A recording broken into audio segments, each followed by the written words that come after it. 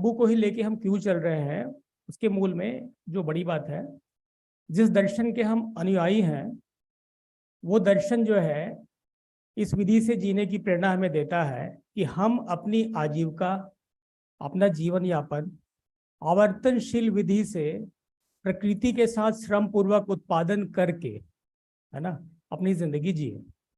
इसमें बहुत बड़ा आधार, वैसे तो बैम्बू की जितनी महिमा गाएं, जैसे गौ कथा वाले लोग गौ कथा एक एक हफ्ता 9 9 दिन 11 11 दिन गौ कथा कर लेते हैं। मुझे भी ऐसा लगता है कभी अवसर मिले तो मैं, भले 4 साल का छोटा बच्चा हूँ बैम्बू फील्ड में, लेकिन काफी कुछ मेरे पास भी मसाला है, मैं बोल सकता हूँ, है ना। तो बैम्बू की महिमा बहुत भारी है। और मेरे अग्रज वो पुरोधा लोग भी, वो जो लेजेंड पर्सनल यहाँ पे हैं, वो बहुत ज़्यादा इसमें काम किए हुए हैं। तो उनके सामने मैं बहुत फिलोसफिकल बैम्बू के बारे में कुछ ज़्यादा कहना नहीं चाहूँगा। पर जिस दर्शन का मैं अनुयायी हूँ उसके अनुसार इस रास्ते पे चलने के लिए सबसे अनुकूल वस्तु जिसपे हम काम करके और बहुत ईमानदारी से पूरे धरती में इस होने का जो रोल है हमारा, उसको निभाते हुए हम अपनी जिंदगी जी सकते हैं और बहुतों का इसमें कल्याण हो सकता है। इस भाव से बैम्बू को हमने चुना हुआ है। दूसरी बात, बैम्बू का जो, सर को मैं निवेदन कर रहा था कि बैम्बू का जो टेंसाइल स्ट्रेंथ के बारे में मैंने पढ़ा हुआ है, आप गूगल करेंगे ढेरों रिजल्ट, बहुत सारे रिसर्च पेपर्स आपके सामने आ जाएंगे कि बैम्बू का जो टेंसाइल स्ट्रेंथ है is 3 time greater than steel. और कोई की स्पीसीज ऐसे हैं जो 6 टाइम ग्रेटर देन स्टील भी, ऐसा रिजल्ट आया हुआ है, गूगल ने पढ़ा हुआ है। ये मैंने किया नहीं है क्योंकि बहुतों ने किया हुआ है, पहले से सारे रिपोर्ट रखे हुए हैं। मेरे मन में सर इतना ही था कि ये अगर इतना ताकतवर चीज है और नेचुरल मटेरियल है ना, तो ये स्टील के जगह पे लोग यूज क्यों नहीं कर रहे हैं, क्या कारण है। बचपन से बहुत सारी चीजें देखी है। बांस बोलते ही लोग बिल्कुल भरोसा नहीं करते, ऐसा लगता है कि सर्द गल जाएगा, टूट जाएगा, है ना, क्रैक हो जाएगा, मतलब ये फाइनली डीके हो जाएगा, इस पर बहुत भरोसा नहीं कर सकते। ऐसा ही फील हर किसी का आता है। जैसे बांस बोलते हैं ना, हमको ऊपर से नीचे तक देखते हैं सर, नए लोग हैं, और स्टील का रिप्लेसमेंट और ये वो जैसी बातें करते हैं, तो भरोसा एक बार में किसी को होता नहीं है। तो और ये निश्चित है कि खुले में मिट्टी, पानी, है ना, धूप के प्रभाव में, है ना, और कई प्रकार के अटैक्स आते हैं, borer attack, fungal attack, termite attack, ये सब चीज़ों से इसकी सुरक्षा नहीं हो पाती है। इसके लिए हम क्या करें, वहाँ से सोचना चालू किया। उसके लिए जो बेस मटेरियल अभी तक हमारे अग्रजों ने कर रखे हैं, जिसमें एक बहुत ही प्रूवन मटेरियल है, 154 साल पहले से वो चल रहा है, क्रियोसोट ऑयल। तो बहुत सारे मटेरियल को देखने के बाद क्रियोसोट ऑयल पे ही भरोसा हुआ, है ना। और क्रियोसोट ऑयल को देखते हुए हमने सोचा कि इससे पहले ट्रीटमेंट किया जाए। तो ट्रीटमेंट करने का मेथड भी बहुत लंबे समय से कई प्रकार से चलते आ रहा है। उसमें लेटेस्ट टेक्नोलॉजी चल रही है, वैक्यूम प्रेशर इम्प्रेग्नेशन प्लांट, उसके माध्यम से ट्रीटमेंट हम करते हैं। हम ये इंश्योर करते हैं, देखिए क्रियोसोट ऑयल में बेसिकली मतलब अच्छी मात्रा में विटामिन है, टार, जो वाटर प्रूफिंग का काम करता है। हम कोशिश करते हैं हर हाल में कि बैम्बू के हर रेशे में क्रियोसोट ऑयल चला जाए, है ना, विटामिन चला जाए, विटामिन की कोटिंग जो है बाहर लेयर पे नहीं, हर रेशे पे कोटिंग हो जाए। तो उसको इंश्योर करने के लिए उसके पहले की कुछ प्रक्रियाएं हैं। बाहुबली बनाने की प्रक्रिया को थोड़ा सा बताने की कोशिश में कर रहा हूँ। तो लगभग 19-20 स्टेप्स हैं, वहां तक पहुंचकर बाहुबली बनता है। तो लास्ट में जो दिख रहा है वो काला मटेरियल जो ट्रीटमेंट के बाद हम करते हैं, वो हाई डेंसिटी पॉलीएथिलीन है। हाई डेंसिटी पॉलीएथिलीन, उसके बारे में भी जैसे ही आप गूगल करेंगे उसका रिपोर्ट आ जाएगा, उसकी क्या लाइफ है, कैसा है। क्रियोसोट ऑयल से ट्रीटेड बैम्बू का या किसी भी वुड का भी रिपोर्ट, तो उसमें काफी ढेरों डेटा उसमें पड़े हुए हैं। आईआईटी दिल्ली में बैम्बू के साथ क्रियोसोट ऑयल के साथ ट्रीटमेंट करके जो रिसर्च किया गया, उस रिसर्च पेपर में उन्होंने क्रियोसोट ट्रीटेड बैम्बू का जो लाइफ है 24.9 ईयर से लेकर 100 ईयर्स तक हो सकता है, ऐसा उनका रिपोर्ट है। एचडीपी के साथ हाई डेंसिटी पॉलीएथिलीन की जो बात कर रहे हैं, उसमें हम लोग 3 ग्रेड है, PE63, PE80 और PE100। तो PE100 सबसे रॉबस्ट उसमें एक मटेरियल है, जो आप लोग सब लोग लगभग फैमिलियर है उस मटेरियल के साथ। एक ब्लू कलर का ड्रम आता है ना, वो ड्रम बेसिकली बहुत हजार्डस केमिकल है, जिसको दुनिया के इस कोने से उस कोने तक पहुंचाने के लिए यूज करते हैं। मेटल को यूज ना करके उस मटेरियल को यूज करते हैं। तो PE100 का जो मटेरियल है वो ब्लू ड्रम के रूप में हम सब लगभग सब जानते हैं। बाद में वो सफाई करके लोग पानी के लिए यूज़ करते हैं या उसको रिसाइकल करते हैं। तो वो मटेरियल को हमने इसमें कोटिंग के रूप में यूज़ किया है। तो लास्ट मटेरियल वो है, वो कोटिंग का प्रोसेस है। उसके पहले लगभग 18-20 प्रोसेस और हैं, है ना। ये आप सब इसमें देख सकते हैं, ये लगभग 19 फोटोज इसमें लगे हैं। इसके बीच में भी हर स्टेज से दूसरे स्टेज तक जाने के 2-2 3-3 स्टेज और हैं। ऐसे देखेंगे तो 50-60 स्टेज में ये वहां तक पहुंचता है। देखा जाए तो काफी श्रम इसमें दिखता है इस मटेरियल को बनाने में। तो ओवरऑल ट्रीटमेंट के साथ, क्रियोसो ट्रीटमेंट के साथ जो आईआईटी दिल्ली का जो रिपोर्ट है वो 24.9 ईयर्स एवरेज लाइफ से लेके 100 ईयर्स वो उन्होंने उसमें लिखा हुआ है। दूसरा एचडीपी को लेके देखेंगे तो 50 से 100 साल इसकी लाइफ बताते हैं। ये कहते हैं कि मिट्टी में गड़ा दो, 100 साल बाद निकालोगे वैसे को वैसा निकलेगा। एसिड में डुबा दो, 100 साल बाद निकालोगे वैसे को वैसे निकलेगा। चाहे धूप में हो चाहे पानी में हो, कहीं पे हो, एचडीपी के बारे में वैसा गूगल में रखा हुआ है ना। ये सब चीज़ों का एक्सपर्ट मैं बिल्कुल नहीं हूँ। ये सारे डेटा पहले हमारे अग्रजों ने, पूर्वजों ने, बाकी महानुभावों ने, बहुत सारे साइंटिस्ट लोगों ने मिलकर किया हुआ है। उसको आधार मान के हम इस प्रोडक्ट को यहाँ तक लाए। तो ये मटेरियल है बाहुबली। बाहुबली के साथ हम बहुत सारे एप्लीकेशन के लिए उसको सोचते रहे। बेसिकली मैं एक रजिस्टर्ड बिल्डर भी हूँ, तो हमेशा, और उसके मूल में भी मैं किसान परिवार से हूँ, किसान का बेटा हूँ। खेती मैंने काफ़ी कर रखी है। तो खेती में जो चैलेंजेस हैं उसको लेके, और कंस्ट्रक्शन फील्ड में जो चैलेंजेस हैं, तो कैसे नेचुरल मटेरियल को हर जगह हम यूज़ कर सकें, कंस्ट्रक्शन में भी और खेती में भी, ऐसा सोच हमेशा हमारा चलता रहता है। और क्योंकि सर आप सब परिचित ही हैं, भारत में जुगाड़, है ना, जुगाड़ में भारत नंबर 1 है पूरी दुनिया में। तो और किसान लोग जो जुगाड़ लगाते हैं रियल टाइम, वो बहुत, तो मूलतः उस बैकग्राउंड से तो हूँ ही, है ना। और सीरियसली हम सोचते भी रहते थे, जिस दर्शन के अनुयायी है वहाँ नेचुरल मटेरियल को लेके, है ना, प्रकृति में संतुलन को लेके काफ़ी गहरी सोच अपने आप बन जाती है, जबकि उसके बारे में कोई लेक्चर वहाँ दिया नहीं जाता है, फिर भी अपने आप आदमी उधर जाता है। तो उस कारण से भी, कई सारे कारणों से,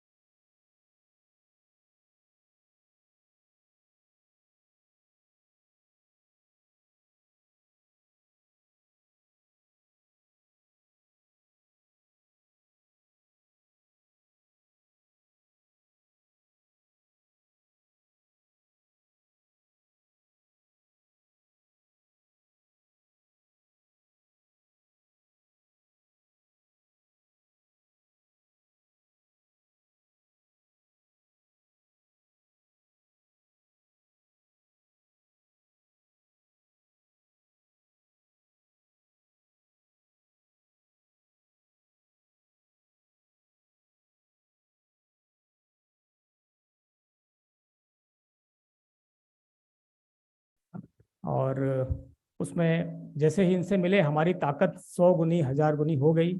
हमारा उत्साह बहुत बढ़ा। इनके मोटिवेशन, इनके ताकत के कारण, इनकी प्रेरणा के कारण हमने उसमें और रात दिन शोध किया और उसको और बेटर किया। और माननीय गडकरी जी से मुलाकात हुई। तो नेट्रिक्स करके एक संस्था है सर। पहले क्रैश बैरियर टेस्टिंग के लिए, क्रैश बैरियर का थोड़ा छोटा सा एक इतिहास बता देता हूँ। दुनिया में सबसे पहले क्रैश बैरियर यूरोपियन लोगों ने 1933 में बनाना शुरू किया। 1933, आज 90 साल पहले से लोग काम कर रहे हैं। और वो लोगों ने बहुत एड़ी चोटी का बल लगाया, कई स्तर पे उन्होंने इस पे शोध किए और लगातार उसको अपग्रेड करते गए 90 सालों में उन्होंने पूरे विश्व के लिए एक तरह का स्टैंडर्ड सेट किया और उसको बनाया। तो इन 90 सालों के मेहनत से उन्होंने पूरा विश्व कॉपी करता है, सेम स्टैंडर्ड को फॉलो करते हैं पूरे दुनिया के लोग क्रैश बैरियर टेस्टिंग में। तो उस स्टैंडर्ड पे हमने मतलब मोटा मोटा मैक्सिमम 1 साल काम किया, और पहली बार में ही ये बैम्बू ने जो रिजल्ट दिया क्रैश बैरियर मेटल के तुलना में, तो उसको लेके कुछ बातें मैं रखना चाहूंगा। थोड़ा सा स्क्रॉल करके नीचे कर लेंगे। मेटल बीम के तुलना में बैम्बू का जो रिस्पॉन्स रहा है, जैसे इसमें 9 पैरामीटर है पास होने के। यूरोपियन स्टैंडर्ड में 9 पैरामीटर है। 9 के 9 पैरामीटर को अगर आप पास करते हैं तो ये क्रैश बैरियर आपका पास हो गया, सफल हो गया, लगाने योग्य हो गया। तो उसमें आप देखेंगे एक इम्पैक्ट सिक्योरिटी लेवल, ये मेटल बीम का है, तो उसमें इम्पैक्ट सिक्योरिटी लेवल है बी, और बैम्बू क्रैश बैरियर में इम्पैक्ट सिक्योरिटी लेवल है ए। तो ये ज़्यादा सेफ है, उससे ज़्यादा बेटर परफॉर्म किया। उसको हमने कुछ परसेंटेज में भी लिया है, चार्ट बनाया, आगे हम उसको देखेंगे। दूसरा थियोरेटिकल हेड इम्पैक्ट वेलोसिटी, तो ये 33 kmph तक रहा और स्पिन कर गया मेटल वाला, और हमारा बैम्बू जो है उसकी स्पीड को 17.3 kmph तक स्लो कर दिया, है ना। तो जो स्पिन करेगा या स्लाइड करेगा या कहीं जाके मान लो आगे जाके पलटेगा, तो इसकी स्पीड इतनी कम है कि ये बहुत ज़्यादा उसकी तुलना में सेफ है, मतलब लगभग 50% ज़्यादा बेटर रिजल्ट उसका इसकी तुलना में आया। ASI है एक्सेलरेशन सिक्योरिटी इंडेक्स, इसमें भी आप देखेंगे तो ये 1.4 आया है। मतलब अंदर जो पैसेंजर्स हैं वो पूरा बॉडी इधर रोल करता है, और कहाँ कहाँ से हाथ पांव टूटा, सिर फूटा, क्या हुआ उसका एक है। तो ये 1.4 गया और हमारा जो है 0.4, तो लगभग इसमें भी 60-70% ज़्यादा बेटर रिजल्ट हमारा इस पर आया। आगे करना, इसमें एक वर्किंग विड्थ होता है, जैसे हिली टेरेन है या रोड के किनारे जनरली खाई होता है ना। तो ये जितना ज़्यादा झुकेगा उतना ज़्यादा नीचे खाई में गिरने का चांस रहता है, तो उसको वर्किंग विड्थ बोलते हैं। तो W1, W2, W3, W4, W5 ऐसा ये लाइन खिंची हुई है, ये लाइन को ज़्यादा क्रॉस नहीं करना चाहिए, है ना।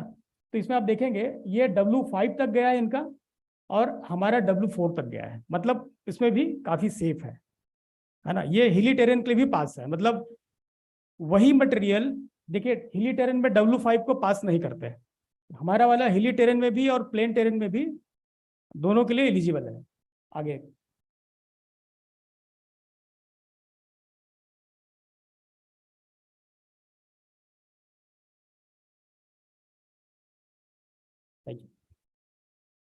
अब इसमें देखेंगे मेटल बीम का एक बार दिखा देंगे। मेटल बीम जैसे ही जैसे W5 तक गया, तो एक बार चोट लगने के बाद जहां जाता है टोटल डिफॉर्म हो जाता है, वापस नहीं आता है, वो कंप्लीट बैंड हो जाता है। उसके बाद वो सीधा स्क्रैप में ही जाएगा, और उसको ठोक पीट के सीधा करके लगा नहीं सकते, क्योंकि इसका पूरा कंप्लीट शेप खत्म हो जाता है। उसको सीधा काट कुट के गला के ही रिसाइकिल करना होता है, जो बहुत ज़्यादा टीडियस प्रोसेस है।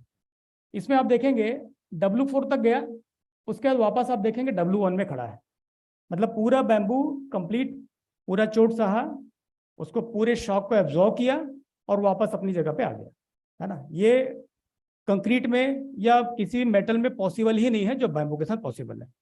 नेक्स्ट,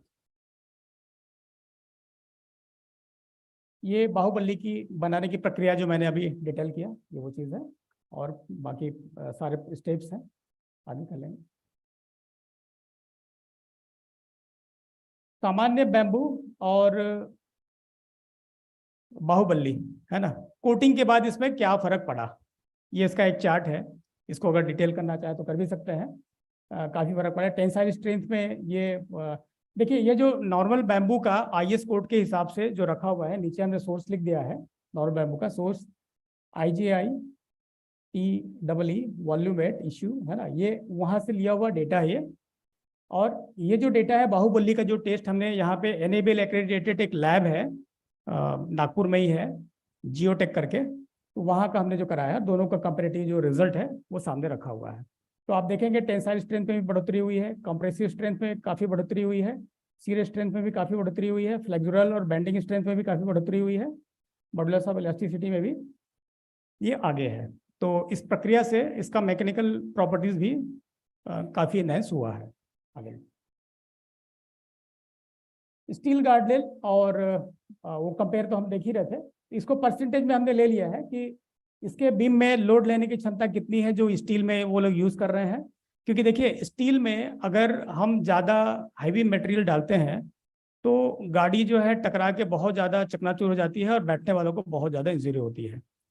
लेकिन हमने लगभग उससे 1.5 गुना ज़्यादा स्ट्रेंथ का बैम्बू यूज़ किया, है ना, और रिजल्ट जो है उससे हर महीने में लगभग 40% 50% ज़्यादा अच्छा आया है। तो बैम्बू ही वो मटेरियल है जो उसका शेप ही अपने आप में नेचुरल ऐसा है, डेंसिटी लो है और स्ट्रेंथ बहुत हाई है, सिलिंड्रिकल शेप है, वो पूरे शॉक को एब्जॉर्ब करता है ना, और वापस अपनी जगह पे आता है, फ्लेक्सिबिलिटी बहुत ज़्यादा है। इस वजह से हैवी मेटल करने के बावजूद भी जो रिजल्ट उसमें नहीं आएगा, जबकि बल्कि नेगेटिव आता है, ये हैवी मतलब ज़्यादा से ज़्यादा बड़ी गाड़ी को भी उसकी तुलना में एक्चुअली देखें तो यूरोपियन स्टैंडर्ड जो है, हमने जो अभी इसको जो टेस्ट कराया है वो H1 कंटेनमेंट जोन के लिए कराया है। H1 कंटेनमेंट जोन में 2 टेस्ट होते हैं, TB11 और TB41। तो ये दोनों टेस्ट में मतलब हम इसको एक लाइन में कह सकते हैं कि स्ट्रॉन्गर देन स्टैंडर्ड। उन्होंने जो स्टैंडर्ड बनाया उससे ज़्यादा स्ट्रॉन्ग भी है, और जो बेसिक अगर स्टील वाले को ज़्यादा स्ट्रॉन्ग कर देते हैं तो ज़्यादा सीवियरिटी आती है उसमें, है ना। तो ये उसी के कुछ परसेंटेज है। एक रिसाइकल का बात मैं करना चाह रहा था। आप किसी भी स्टील का जो मटेरियल है, जैसे ही उसको रीसेल की बारी आती है, स्क्रैप पे अगर सेल करना होता है, तो अगर कोई ऐसा ग्राहक मिल जाए जो डायरेक्टली वो जैसा है वैसा यूज करने वाला है, तो लगभग 50% तक उसकी वैल्यू मिल जाती है। लेकिन अगर उसको गलाने के लिए, मेल्टिंग के लिए अगर ले जाना है कंप्लीट, तो 30% या 40% के आसपास उसकी कीमत मिलती है। आप इसमें देखेंगे बाहुबली में, तो इसको रिसाइकिल करने जाएंगे तो पहला तो ऊपर का प्लास्टिक है। तो ब्लू ड्रम का प्राइस सर आप लोग पूछ लीजिएगा, जो PE100 का जो मटेरियल आता है HDP का, उसका MRP कितना है, एकदम वर्जिन मटेरियल का, एकदम नया फ्रेश माल खरीदते हैं तो, और ये ब्लू ड्रम का मटेरियल कितने का आता है। मुश्किल से 30 से 40% का फर्क रहता है, उतना ही, मतलब 60 से 70% उसकी वैल्यू मिल जाती है HDP की। उसके बाद जो बैम्बू है, बैम्बू में हमने उसको क्रियोसोट ऑयल पिलाया हुआ है। तो जब हम उसको चारकोल बनाने की प्रक्रिया में जाते हैं, हमने उस पर भी काफ़ी काम किया हुआ है, तो चारकोल बनाने में पायरोलिसिस की प्रोसेस में वो जो स्मोक निकलता है उसको जब हम कंडेंस करते हैं तो लगभग 80% से भी ज़्यादा ऑयल, टार, वो सारी चीज़ें हमको रिकवर हो जाती है। वो हम प्रैक्टिकल कर रहे हैं, हमारे यहाँ अभी हम उसी को यूज़ कर भी रहे हैं, और वो प्लांट हमने डेवलप किया है अपने यहाँ खुद। तो वो टेस्टेड, मतलब हमने किया हुआ वो मॉडल है। आप सभी आमंत्रित हैं, कभी भी इस डेटा को चेक करके देख सकते हैं, पूरा प्लांट चलता हुआ। तो वो उसमें लगभग 80% क्रियोसोट ऑयल और टार मिल जाता है। अब बैम्बू की बात करें तो बैम्बू का चारकोल जब बनता है तो जो रिकवरी का परसेंटेज है वो लगभग सर 100% है। मतलब आपने 1 रुपए का बैम्बू डाला है तो 1 रुपए का चारकोल आपको मिल जाता है, ज़्यादा भी मिलता है, क्योंकि केवल जो लोग चारकोल बना रहे हैं वो उसमें अपना प्रॉफिट भी निकाल रहे हैं और बहुत सारे लोगों को रोजगार भी दे रहे हैं। मतलब 100% से भी ज़्यादा बैम्बू स्वयं में रिसाइकलेबल है। आपने जितने का बैम्बू खरीदा, ये गारंटी है कि अगर उस प्रोसेस में आगे जाते हैं रिसाइकिल वाले में, जैसा स्टील वाले जितना इंटेंसिव मतलब एनर्जी लगता है, बहुत ही टीडियस प्रोसेस है, उससे बहुत कम प्रोसेस में 1/10 एफर्ट में ये चारकोल में कन्वर्ट होता है और उससे ज़्यादा का वैल्यू देता है। तो हमने तो ऐसे रफली 50 से 70% इसमें मिलता है। अगर सही मायने में देखें तो 100% भी इसमें आ सकता है। बस ये है कि स्टील इंडस्ट्री के साथ अगर हम तुलना करने जाते हैं, हालांकि हम जिस जगह खड़े हैं आज, उतनी बड़े इंडस्ट्री जो हजारों साल से चल रहा है, मिनिमम 1000 साल का तो इतिहास है ना। पूरी मानव जाति ने रात दिन मेहनत किया है तब जाके स्टील इंडस्ट्री इस जगह पे पहुंचा हुआ है। पूरे समाज ने सब जगह मेहनत किया है और हर लेवल पे स्टील इंडस्ट्री सब्सिडाइज्ड है ना, तब जाके वहां पहुंचा है। इतने जगह पे हम वैसा तुलना करने की जगह पे नहीं जाते, पर जानकारी जरूरी है एक्चुअली हो क्या रहा है। तो हम देखें तो ये लगभग 100% रिसाइकलेबल तक जा सकता है। 50 से 70% तो एकदम श्योर है, हम कर ही रहे हैं आज के डेट में। उसको हम प्रैक्टिकल करके सब जगह दिखा सकते हैं, इसकी रिसाइकलेबल वैल्यू भी ज़्यादा है।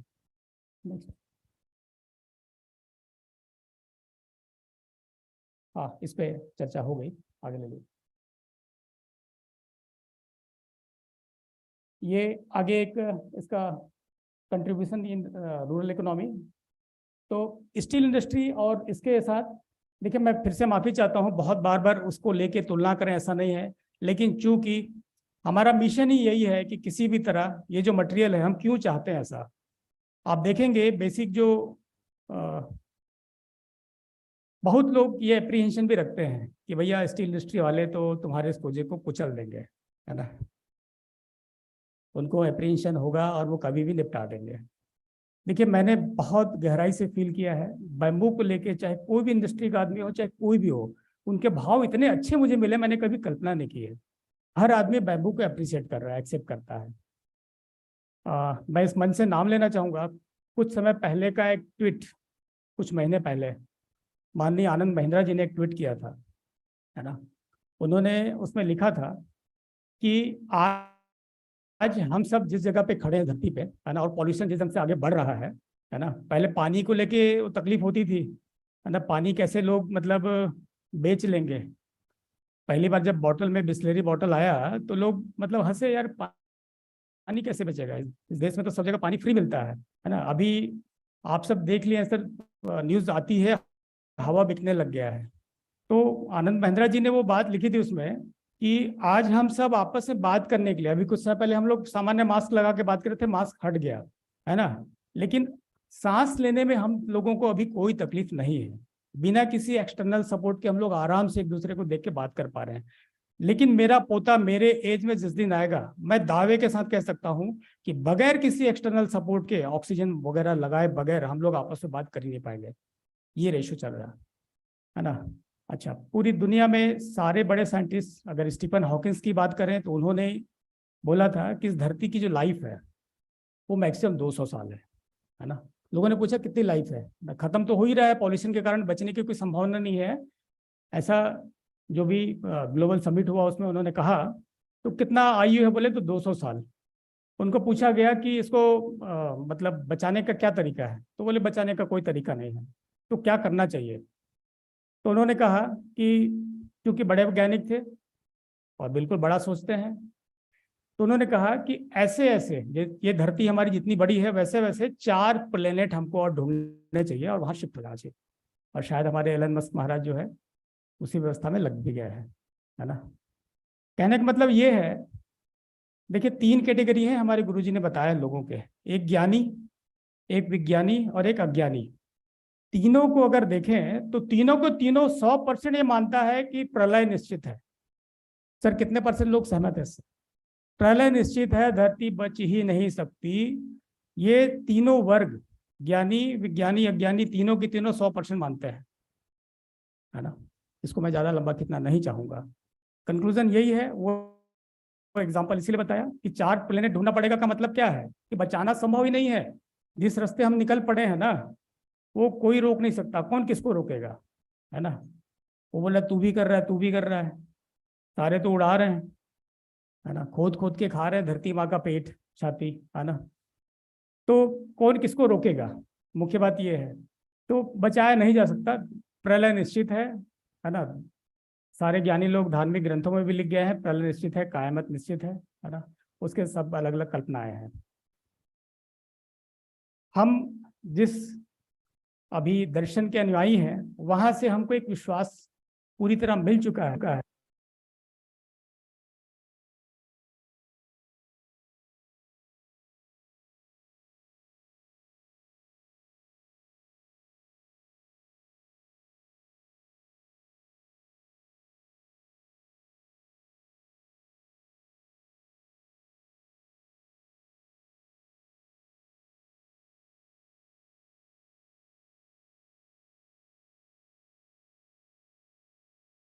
जी, है ना। पहला लाइन है भूमि स्वर्गताम यातु, धरती स्वर्ग हो। दूसरा लाइन है मनुष्यो यातु देवताम, मनुष्य देवता हो। धरती स्वर्ग हो, मनुष्य देवता हो, धर्म सफल हो और नित्य शुभ हो। जब ये लाइन कही दिया है तो ये धरती बचनी ही चाहिए, बचेगी ही, ऐसा हम मान रहे हैं। देखिए, मैं कोई ज्ञानी आदमी नहीं हूं, पर देखिए इतना पागलपन जरूरी भी है किसी पॉजिटिव काम को करने के लिए। मैं तो सोचता ही हूँ 100% कि हम धरती बचा लेंगे। धरती बचाने के लिए मेरी अपनी जो भी बुद्धि, जितना जिससे मैंने देखा बैम्बू को, बैम्बू ही वो मटेरियल है आज के डेट में जिसके लिए मेरे सर आपने कहा ना आप इसमें क्यों आए, सबसे बड़ा कारण सर मेरा यही है। ये सबसे बड़ा मोटिवेशन का कारण यही है कि बैम्बू में वो ताकत है। इसके सारे गुण सर आप सब जानते ही हैं, मतलब 30% ज्यादा ऑक्सीजन किसी वनस्पति से यही देता है ना। और इस धरती में जो ऑक्सीजन की हम बात कर रहे थे, ऑक्सीजन सर कोई आदमी नहीं बनाता, वो कहीं से जुगाड़ लगा के उसको अलग करके देता है। इस पूरे अस्तित्व में वनस्पति ही है, पेड़ पौधे ही है जो ऑक्सीजन बनाता है, उसके अलावा कोई बनाता ही नहीं है। और दुनिया का सबसे फास्टेस्ट ग्रोइंग है ना, हम एक लाइन हमेशा बोलते हैं कि जहां घास उगता है वहां बांस उगता है, जहां घास उगता है वहां बांस उगता है। तो बैम्बू में ही वो सारा पोटेंशियल है जो निश्चित रूप से धरती को बचा सकता है। लेकिन बैम्बू लोग उगाएंगे क्यों? मैं अभी जो इनके प्रति कृतज्ञता का जो ज्ञापन किया डॉक्टर लाल सिंह जी के प्रति, इन्होंने जो कर दिखाया है ना, एक मेरे लिए तो बहुत बड़ा उत्साह की जगह है, क्योंकि मैं रात दिन वही सोचते रहता हूँ, एप्लीकेशन तो हम बना देंगे, लोग इसको एक्सेप्ट करने लग जाएंगे, कि क्रैश बैरियर की टेस्टिंग के पीछे मैं बहुत पैसा बना लूँ, बड़ा आदमी बन जाऊँ, कभी किसी सपने में भी मैंने नहीं सोचा। मेरे मन में केवल एक ही मुद्दा था कि लोग इस पर बिलीव करें। तो कोई ऐसा धमाकेदार चीज दिखा दो यार, कोई एडवेंचरस चीज दिखा दो, भरोसा तो हो स्टील से बेटर है। और वो सारे जो साइंटिस्ट बोले, बड़े अधिकारी बोले, जो लोग इस पूरे स्टैंडर्ड को, उस मापदंड को पूरा चेक करके प्रमाणित करते हैं, मतलब अगर आप देखेंगे ना, हमारे पास आज के डेट में एक बड़ा डोजियर तैयार हो गया है सारे प्रमाण पत्रों का, और सारा प्रमाण पत्र मतलब सब कुछ ऑन मेरिट, सबने बहुत बढ़िया तरीके से रिकग्नाइज किया, हाथों हाथ लिया, और ऑन मेरिट ही पूरा सारा रिकग्निशन हुआ। चाहे इंडियन रोड कांग्रेस का एक्रेडिटेशन बोले, नेट्रिक्स का वो सर्टिफिकेट बोले यूरोपियन स्टैंडर्ड में, है ना, CBRI से जो हमने इसके फ्लेम स्प्रेड, जो सरफेस पे जो फ्लेम स्प्रेड होता है उसको लेके जो टेस्ट कराया, उसमें क्लास 1 का जो आना, ऐसे बहुत सारे कम से कम 20-25 प्रकार के अलग अलग बड़े टेस्ट हमने कराए, है ना। ये सारा उद्देश्य केवल इतना ही है कि आदमी इसको स्वीकार ले, उस जगह पे चला जाए, है ना। इस उद्देश्य से हम भी करते गए। बाकी देखिए, माननीय गडकरी जी अभी आने वाले हैं, उनका एक लाइन मुझे हमेशा याद आता है ना, हमेशा वो बोलते हैं लोगों को, जिसको परंपरा में कहा गया ना कि भूखे भजन ना होए गोपाला, है ना, वो हमेशा वो लाइन इंग्लिश में बोलते हैं कि no philosophy can be taught in empty stomach, है ना। मैं बिल्कुल उस बात को मानता हूँ, प्रैक्टिकली है। मेरे गुरुजी भी वही किए। साधना के लिए जब वो साउथ से अमरकंटक में आए तो उन्होंने सबसे पहले स्वायत्त रहकर, मतलब मैं ध्यान में बैठूं और कोई मेरे लिए खाना लाए, कोई मेरी सेवा करे, वो उनको स्वीकार ही नहीं था। वो पूर्ण रूपेण स्वायत्त होके किया। मैं उस गुरु का शिष्य हूँ, है ना। और बैम्बू में वो ताकत है कि पूरी दुनिया का पेट भर सकता है। तो वैसा कोई चिंता करने की जरूरत नहीं है, पवित्र मन से चलेंगे तो ये रास्ता मिल ही जाएगा, निकल जाएगा। इस भाव से हम इस पर चल रहे हैं। नेक्स्ट मैडम, ये वो उस समय के प्रेजेंटेशन के कुछ फोटोज हैं जो इंडियन रोड कांग्रेस और ministry of road transport and highways में माननीय गडकरी जी ने, वो सारे लोग जो इस पैरामीटर को चेक करते हैं, मान्यता देते हैं, वो सभी को बुला के उनके सबके सामने प्रेजेंटेशन हुआ। और सबने सब कुछ चेक करने के बाद लगभग 8-9 महीने सारी कठिन प्रक्रिया से गुजरने के बाद ये सारे सर्टिफिकेशन हमारे पास आए हैं।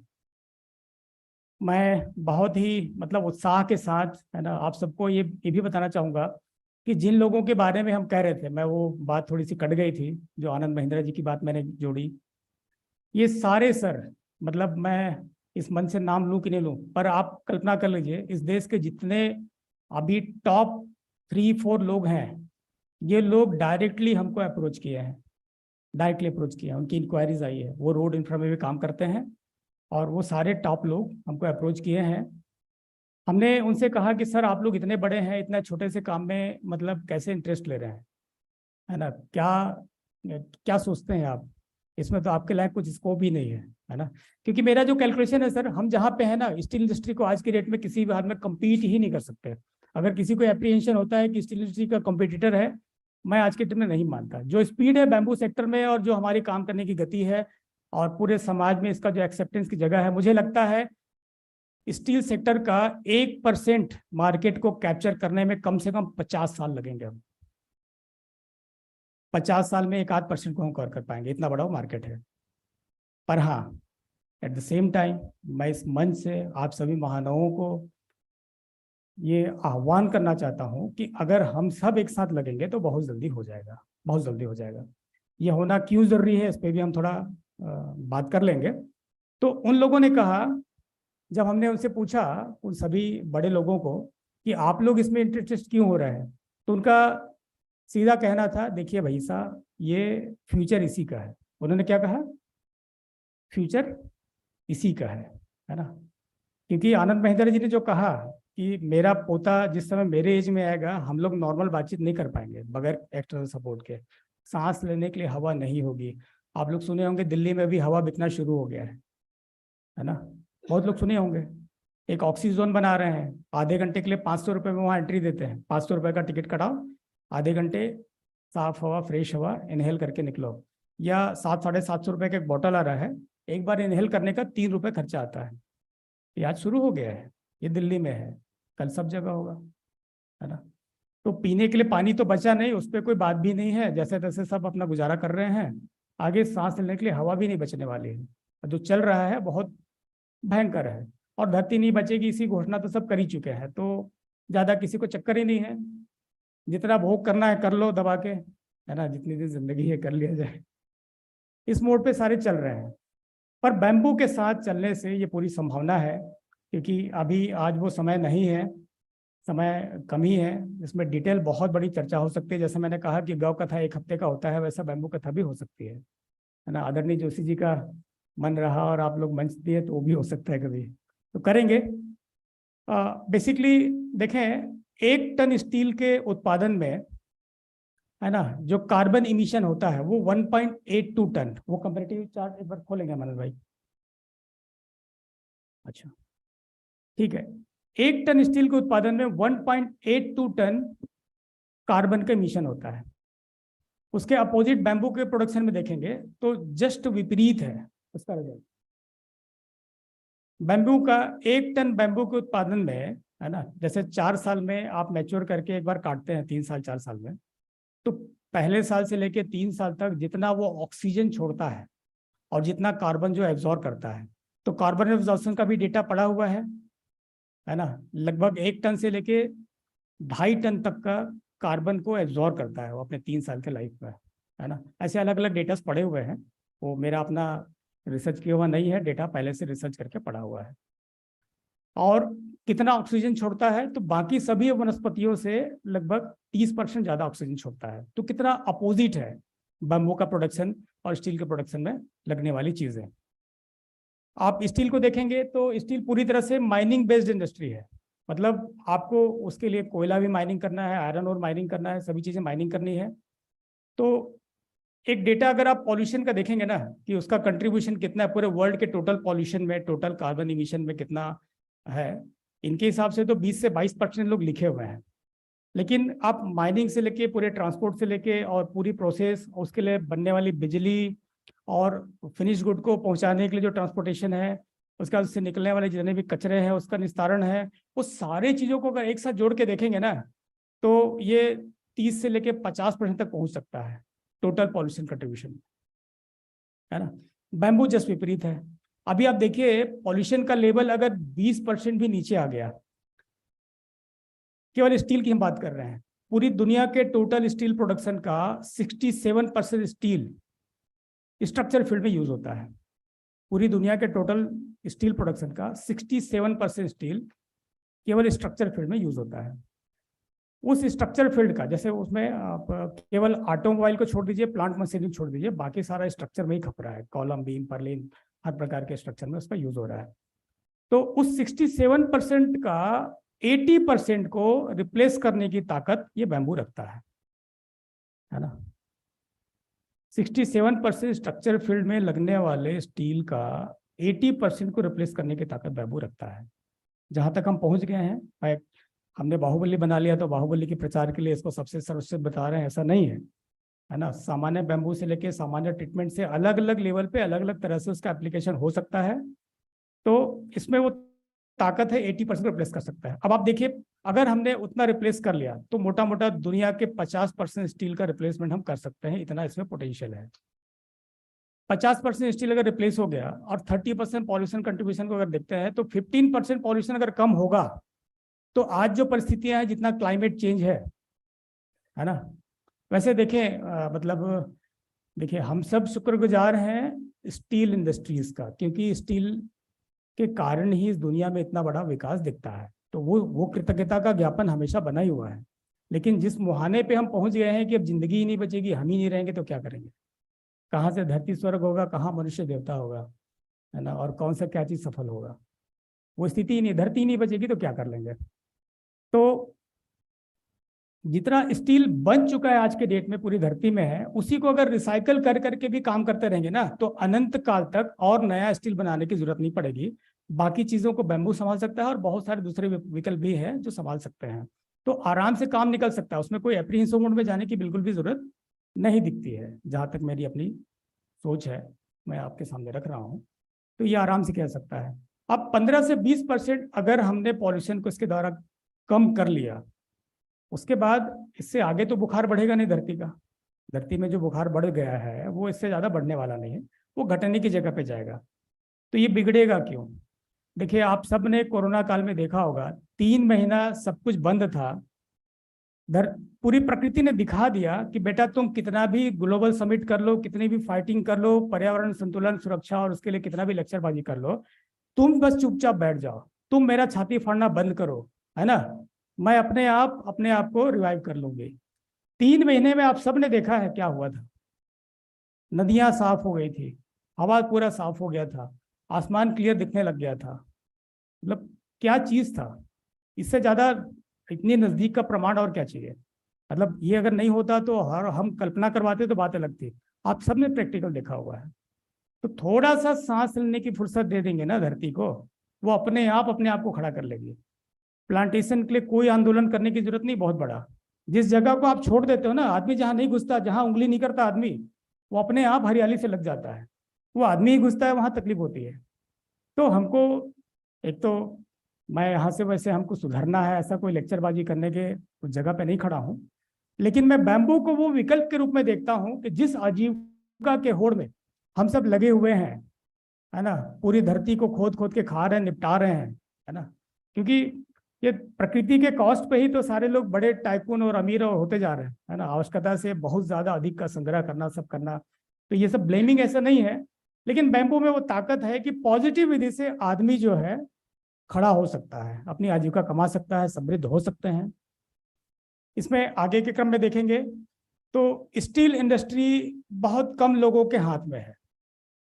अगर हम बैम्बू के साथ उसके लिए काम करने जाते हैं तो स्टील इंडस्ट्री में जो एम्प्लॉयमेंट है वो बहुत ज़्यादा एडवांस टेक्नोलॉजी के कारण बहुत कम लोगों को एम्प्लॉयमेंट दे पाता है।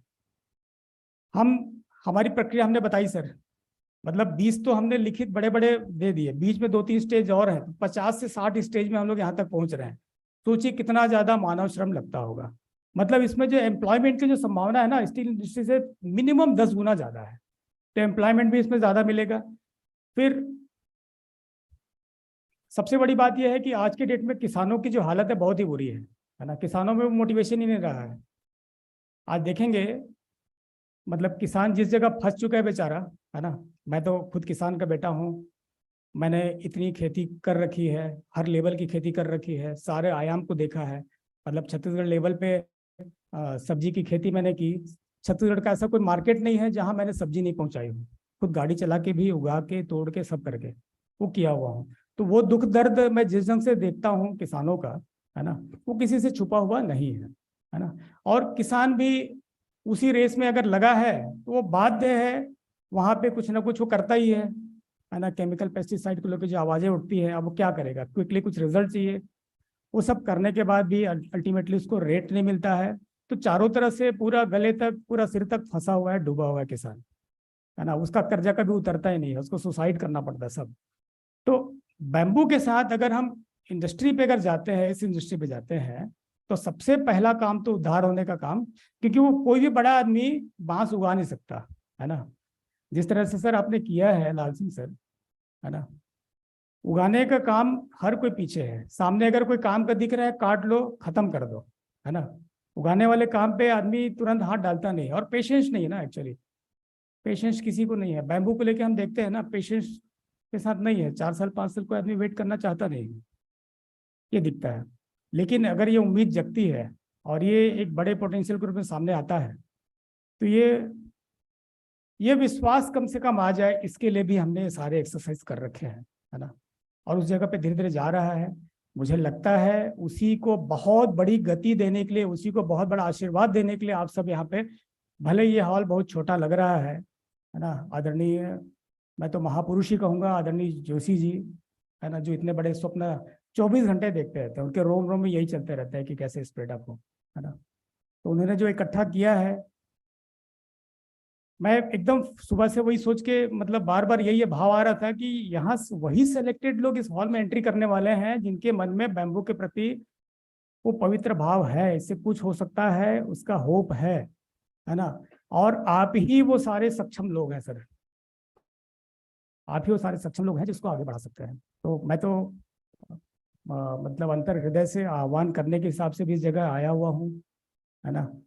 आज नाम रखा है इस प्रोग्राम का सम्मान के रूप में, लेकिन सम्मान तो सर, मतलब जितने भी लोग इस सेक्टर में लगातार काम कर रहे हैं, वो थोड़ा थोड़ा रात दिन करते करते करते करते करते करते उन सभी की तपस्या का फल के रूप में एक जगह हमने कुछ कर दिया है ना।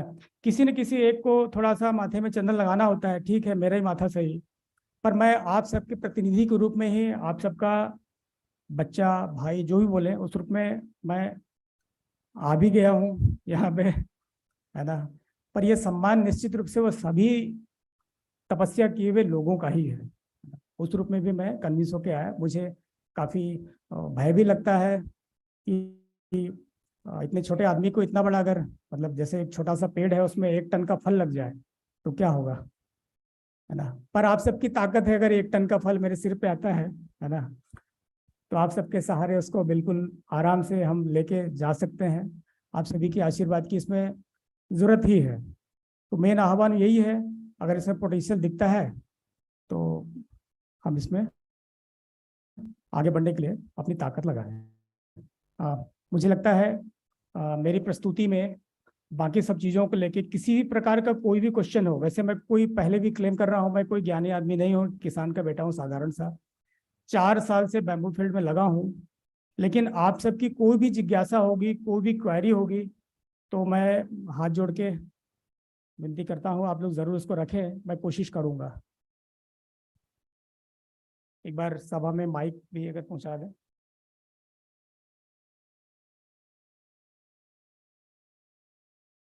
जोशी सर से परमिशन चाहूँगा, सर क्वेश्चन आंसर कर ले सर जी। ये इसलिए भी मैं मतलब निवेदन कर रहा हूँ कि हमको वास्तव में सबको साथ मिलकर ही चलना होगा, बहुत बड़ा मिशन के भी रूप में है। देखिए, हम मतलब प्रार्थना कर रहे हैं, आग्रह कर रहे हैं, है ना, लेकिन एक्चुअली बैम्बू के जगह में खड़े होकर इतनी ताकत आती है ना कि इसमें भीख मांगने की जरूरत नहीं है, बैम्बू अपना रास्ता बनाता है। इतने सालों में देख लिया कि बैम्बू अपना रास्ता खुद बनाता है ना। जो पहचान लेगा वो अपनी जिंदगी लगा देता है, जैसे आदरणीय सुनील जोशी सर ने लगाया, पहचान लेता अपनी जिंदगी लगा देता है ना। आज आदरणीय गडकरी जी को क्या जरूरत है इतने छोटे से मंच पे आके कि इसका करने की, उन्होंने कोई बहुत बड़ा विजन देखा है, उनको भी पहचान में आया कि बैम्बू कोई बड़ी चीज है ना। इसलिए इस जगह पे आना स्वीकारा, वो हर छोटे जगह पे बैम्बू के नाम से जाने के लिए तैयार है, हर तरह की मदद करने के लिए तैयार है। तो निश्चित रूप से महापुरुष ही हैं, जल्दी आने वाले ही हैं, उनके आते तक हम एक जिज्ञासा रूपी कुछ भी बात होगी तो मैं कोशिश करूंगा आंसर देने की, बहुत अच्छा लगेगा आपका कुछ।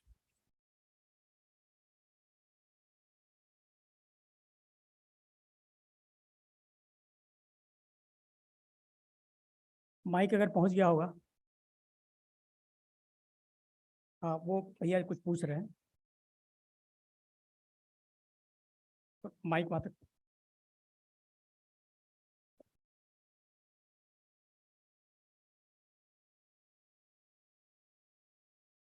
First of all, good morning to all of you. I am Ankush Savarkar. Under the guidance of Dr. Lal Singh, I am working in from last 3 years. I am a researcher in VNIT Nagpur, and I am a computer science engineer. So I am working in a bamboo as a computer science student. So from last 3 years, I am working in how to select the bamboo species for the commercial application. So you selected, I think, many bamboo species for your work. So can you elaborate which species exactly you select for your work? एक व्यक्ति यहाँ पे अभी मौजूद नहीं है, पर उनके प्रति भी कृतज्ञता का ज्ञापन करता हूँ, डॉक्टर राम नारायण पांडे, बहुत लोग यहाँ पे जानते भी होंगे उनको। तो उनका मार्गदर्शन भी मिलता रहा। देखिए, मैं उन सभी लोगों के प्रति कृतज्ञ हूँ। मेरी पूरी BSU की टीम, आज मेजर सारी टीम यहाँ पे उपस्थित है। ये सारे लोगों के कारण एक्चुअली सर हम यहाँ तक पहुँचे हैं। तो जस्ट बिकॉज ऑफ, है ना, डॉक्टर रामनारायण पांडे, हमको डे 1 से क्लियर हो गया था कि बालकुआ ही इसमें चलेगा, है ना, जिसको बीमा बैम्बू भी कहते हैं, है ना। मेनली अभी पूरा Thank you, जो sir. फैला हुआ है बीमा बैम्बू के नाम से फैला है, पर बैम्बूसा बालकुआ उसका नाम है, उसको हमने इसमें यूज़ किया है। वैसे एक दो बातें आपको और बता दूं, रेलवे में जैसे डिफेंस के लिए DRDO का नाम आप सबने सुना होगा। DRDO सारे चीज़ों का रिसर्च करती है डिफेंस के लिए। वैसे ही रेलवे के लिए RDSO नाम की एक संस्था है, रिसर्च डेवलपमेंट स्टैंडर्ड ऑर्गेनाइजेशन। तो बाहुबली से बनाए हुए फेंसिंग मटेरियल, है ना, 3-4 प्रकार के हमने फेंसिंग किया है, तो उसको उन्होंने अप्रूव किया है। एक पहला पायलट प्रोजेक्ट भुसावल में अभी हमने लगाया हुआ है। वंदे भारत ट्रेन को लेके आप सबको न्यूज़ मिलता ही होगा कि जानवर टकरा रहे हैं, और ये स्पीड बढ़ाने के लिए लगे हुए हैं, लेकिन जानवर टकराने से बहुत बड़ा एक्सीडेंट हो सकता है, इसलिए स्पीड बढ़ा नहीं पा रहे हैं। तो अभी बहुत तेज गति से अभी काम चल रहा है दोनों ट्रैक के दोनों तरफ फेंसिंग करने का। तो उसमें मेटल बीम क्रैश बैरियर को ही डबल करके उन लोग लगा रहे हैं, जहाँ जहाँ जैसा बन पड़े। प्रीवियसली उनके SOR में एक पुराना अपना प्री कास्ट कंक्रीट वाला वॉल का भी उनका प्रोविजन बना हुआ है, उसको भी जहाँ जहाँ कर सकते हैं कर रहे हैं, पर वो बहुत टीडियस होता है, बहुत लेंदी टाइम लेता है करके, उसको नहीं कर रहे हैं। तो अभी ये बाहुबली से बने फेंसिंग का बने भाई होते तो एक वीडियो दिखा देता, तो वो बहुत अच्छे तरीके से, हाँ आप हैं, एक बार वीडियो भी दिखा दीजिएगा फेंसिंग वाला अपना जो रेलवे ने पास किया है। तो जी सर।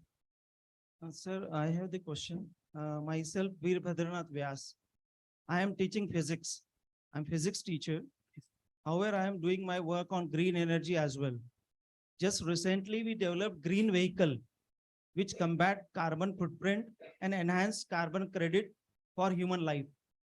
और उसको डेवलप करके हमने कुछ बच्चों के साथ 7th स्टैंडर्ड के बच्चों के साथ हमने उसको डिवाइस पूरा कंप्लीट कर लिया है, almost on the verge of patenting as well. तो उनको नेशनल साइंस कांग्रेस में भी presented all this green vehicle for greener tomorrow. So it is actually a fusion of green energy and solar energy with we have in the, और वही मेरा research का topic भी है, और मैंने 7th के बच्चों को वो देके हमने वो पूरा बनाया था।